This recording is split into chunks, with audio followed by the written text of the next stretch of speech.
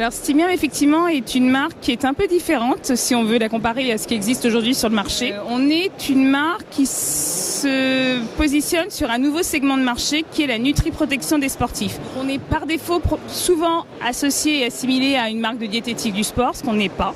Aujourd'hui, la marque a pour vocation d'accompagner des sportifs dans les différentes phases qu'ils sont amenés à vivre en tant que sportifs. Faire du sport, on le sait, c'est être plutôt en bonne santé, en tout cas c'est être dans une recherche de bonne santé, mais la réalité c'est que dès lors que vous vous mettez à faire du sport régulièrement, fatalement on a tous des petits soucis qui musculaires, qui de crampes, qui d'articulation, qui font qu'on est ravis de pouvoir de temps en temps trouver des produits qui potentiellement peuvent vous accompagner dans des phases de transition. Alors, voilà. Stimium s'adresse à plusieurs types de sportifs. C'est vrai que l'expérience que l'on a sur notre premier produit qui s'appelle MC3 part de l'observation que l'on a mise en place sur des sportifs de haut niveau, mais la réalité c'est qu'on est même dans un process qui est complètement inversé, à savoir moins on est sportif, moins on est entraîné et plus il est difficile de se mettre au sport. Donc nous, Stimium, on vient précisément accompagner des sportifs qui sont soit en reprise. Alors quand je dis en reprise, c'est qu'on a tous été sportifs dans sa jeunesse, tout le monde a fait du sport à l'école. Donc même si on s'y remet à 35 ou 40 ans passés, on est un sportif qui revient à l'activité physique.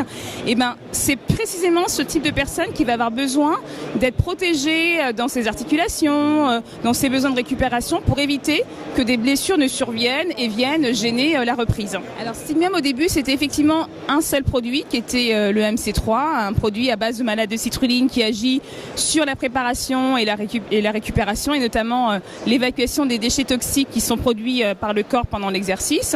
Mais aujourd'hui on a souhaité, fort de cette expérience que l'on a avec ce produit qui en réalité a deux ingrédients qui sont maîtrisés par le laboratoire Biocodex depuis très longtemps, on a souhaité élargir la gamme. Donc aujourd'hui on a un second produit qui vient aider les sportifs dans le cadre de leurs difficultés articulaires.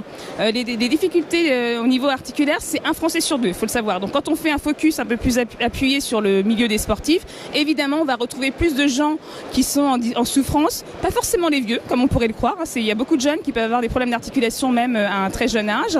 Donc on est sur ce produit-là. On a un troisième produit qui est plus un produit, un boostant en fait, un produit qui va accompagner l'effort pendant une durée qui va se prolonger dans une durée assez longue.